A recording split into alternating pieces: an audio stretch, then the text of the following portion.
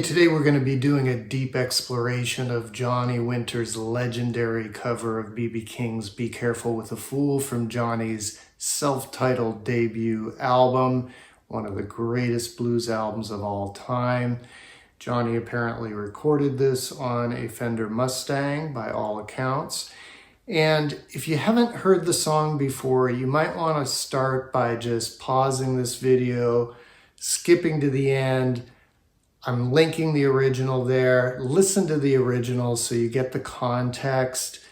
It'll blow your mind, right? And then when you've got your jaw off of the floor, come on back to the lesson here, and then I'm going to show you more than a dozen licks, chord and lead licks from this song. Everything from the little demo that I roughly did there and a lot more. The other quick thing before we get started, obviously there are countless players here on YouTube that can play Johnny Winter with infinitely greater proficiency than I can, but what I hope sets my lessons apart is I'm giving you the context. I'm going to be telling you why these licks make sense so that you understand them and can take them and add them to your blues vocabulary, play them in other songs and other situations. Okay, so the song is in C, and Johnny, and it's a 1-4-5. Johnny is mainly up here at what you would call your first position C minor pentatonic. There's a couple major licks. We'll talk about those as we get to them.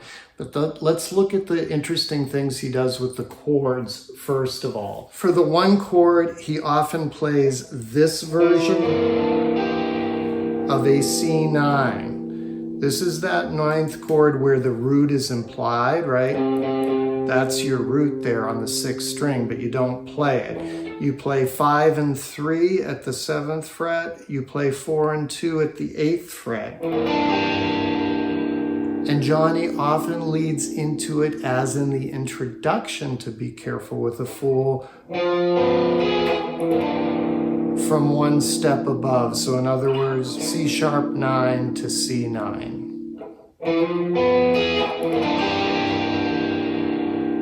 That's the last thing he plays before the vocals start. So that's your one chord, your C9. He uses that a lot. Over the 4 and 5 chords, your F and your G. Plays this version of a 9 chord, so this would be your F9. There's your root on the 5th string. This would be your G9. And the one interesting thing he does with the G chord is at the end of the little turnaround licks that he does, and I showed you one in that intro demo that I'll be breaking down here in a second, he actually plays the so-called Hendrix chord, which is the sharp 9. So that's by putting your pinky one fret above the rest of the chord there at 11. So essentially what you have is a G7, those 3 notes, and then you've made the 9 sharp, so it's a G7 sharp 9. Okay, so we've got 1, 4, 5, and sometimes 5 played like that. Okay, that's essentially the chord progression. Okay, let's look at some of the lead licks now. So in the little 3-minute video I did, I talked about what I consider the signature lick or the motif lick from the song. It's this unison bend on the B flat note that Johnny does at least 4 times, probably like 5 or 6 times in the song. He does it in the intro, verse, does it multiple times in the solo. In the solo, he hangs on it over both the 1 and the 4. I'm going to be categorizing these licks as I go through them by what chord you play them over, 1, 4, or 5. So again, you can take these and play them in other keys. So he plays this mainly over the 1, but as we'll see in a second, you can also play it over the 4, and he does that. So why is he really focusing so much on that note, that B flat note? Well, it's the dominant 7 note. And so you should know that in the blues, a C7 chord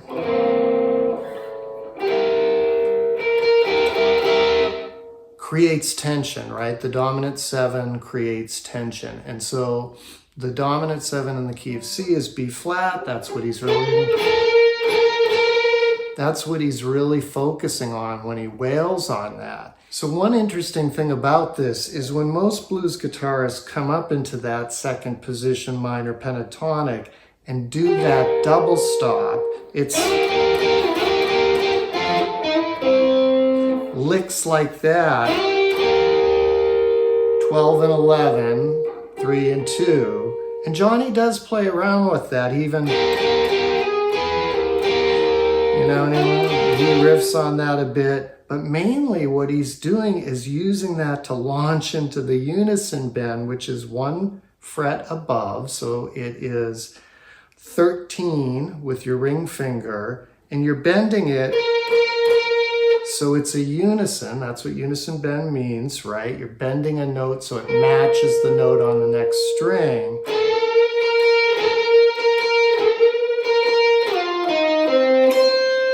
That's one of the really common ones he does. So you're bending it, riffing off that note, and then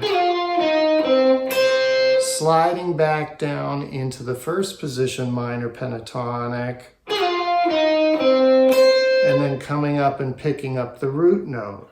In the second verse, he does it as a fill. He does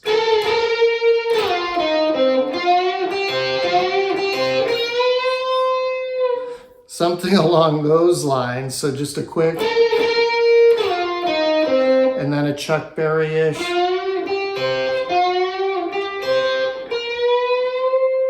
Before bending that note up a full step from the B flat to the root note, the C. So consider that the signature lick or the motif lick of the song.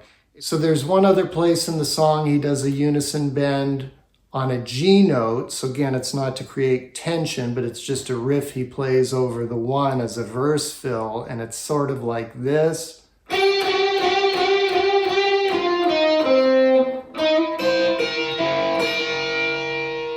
So again, that's just bending that.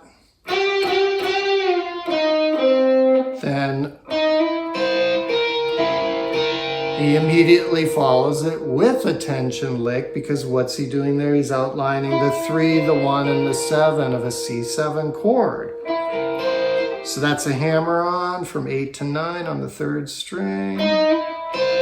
First string, 2nd string, 3rd string, 2nd.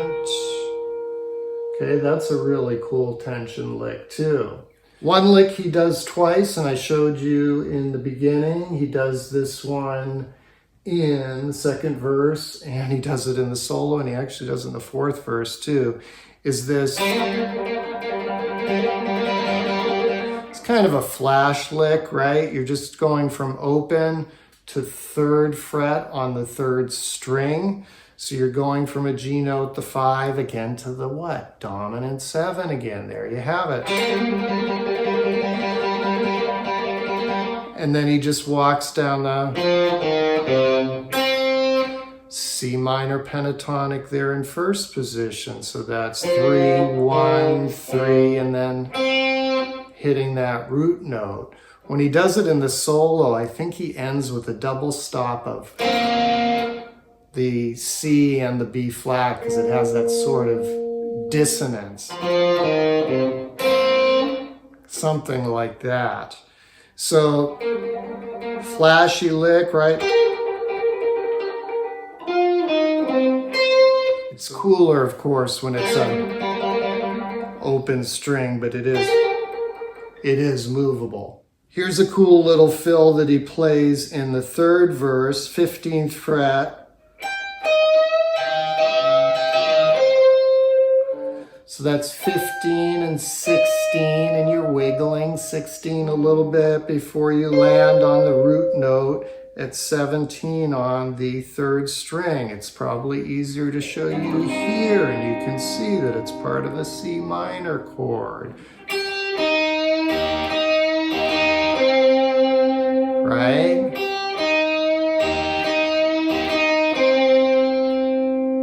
So what is that?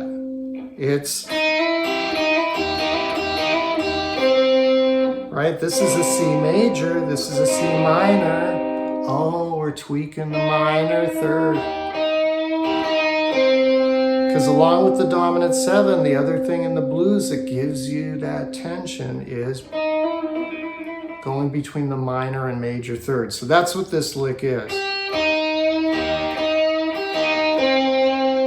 And this is an awesome one for movability, right? Let's say you're in the key of E. There's your E minor, right? This is the A minor shape. We played it as a C minor there. Here's E minor. So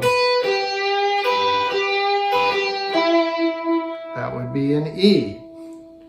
So that's a really super easy one that you can take pretty much anywhere. Next, let's look at a chord/lead lick. This is your D7 shape of a C7 at 11 and 12. So Johnny slides into it repeatedly during the second verse and the third verse.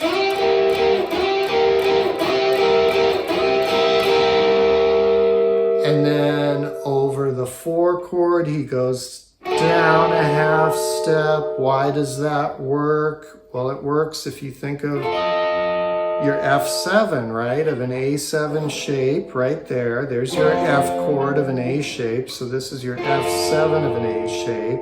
So it's got 2 of the same notes. So this is a great takeaway. Anytime you're in a 1-4-5 blues, you can play the 7 of the 1 chord over the 1 chord. And then when it shifts to the 4, just jump down a half step. And it totally works. I showed you this in the Hendrix Red House lesson. In the third verse, instead of going here over the 4, Johnny slides into 8, as I did at the beginning. And why is that? Again, that's part of that F9, which is your 4 chord. So he's just sliding into a double stop on 3 and 2 of the full chord. Again, knowing that you can play parts of chords is so powerful, right? And that just sounds cool, right? Sounds way cooler than just strumming the chord, right? So another chord-based lick that he plays a ton during the song, and which I showed you in the intro, is this sort of,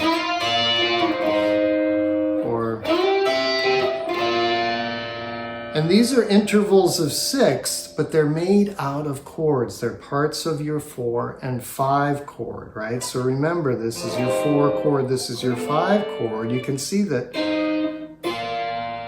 those are the first and third strings of those chords. And why it works to go up 2 frets and back down, depending on, that would be over the 4. You go 10 to 8, and over the 5 you go 12 to 10, is again based on that A chord shape. So your A chord shape at the first fret, if you play the first string, it's an F sharp, that's your 6. So you have an A6. So if you're up here playing that A shape of an F chord, your top 3 strings are an F6, and then we just saw how your top 3 strings at 8 are an F9. So you're going from an F6 to an F9, and then over the G, you're going from a G6 to a G9, right? G6 should look like an E minor triad to you, right? Because it is. Because E minor is the relative minor of G major, right? I know this is a lot of theory thrown in, but basically just know that anywhere you're playing this A-shaped bar chord, which you're playing all the time, you've got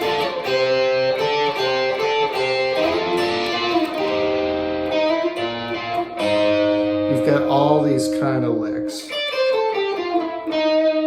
right? Landing on the 7 of the F key. All right, so Johnny does that constantly during the verse, and I showed you that. So we're now on the 5. Let's talk about a little fill he does over the 5. That's just a straight up pentatonic 5, 5th string, 8, 10, 8, 10, 8, 10, hammer, 8. So it's just 5, 4, 3. So then he does this really cool turnaround that I showed you at the end of the demo, which is...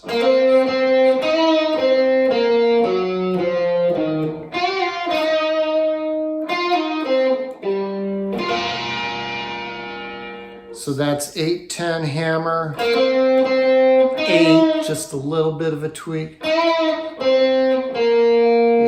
10, 8, 9, 8, that's your blue note.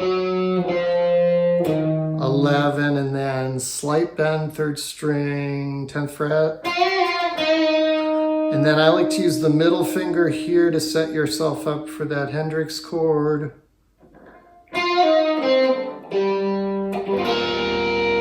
You're going to need the middle finger to be there. So again, that is just an awesome turnaround. You could use that obviously in any key in any blues song. Last but not least is a major key lick. There's hardly any major key licks in this whole song, but the one that he does, and he does twice, he does it at the end of the 3rd verse, during the turnaround, and he does it in the solo. So it's like...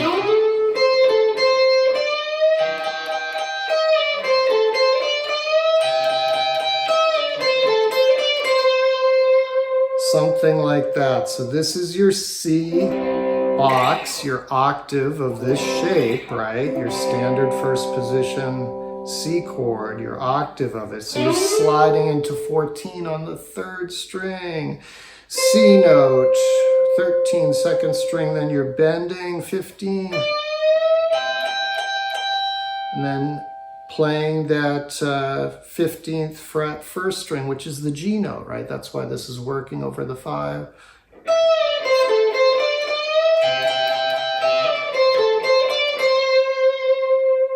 Something along those lines. Again, he plays it twice as a variation each time. That's a really cool one to throw in, so you're not just playing minor, minor, minor, minor all the time. Throwing in something with a little bit of a major, upbeat, happier tonality there can be kind of a good way to spice up your blues and your playing in general. And obviously you can use that lick in any major key song. Again, find it by finding the root note. If we were in E, it would be here, right? All right, that was a lot today. I'm tired, you're probably tired. Apologize, a lot of this was probably pretty messy, but I've been, you know, I've got notes and I'm trying to put this together for you. I hope you find it helpful. It's one of my favorite songs. It's one of the greatest recordings, as I said, ever. Hope you enjoy it, and thanks for joining me. See you next time.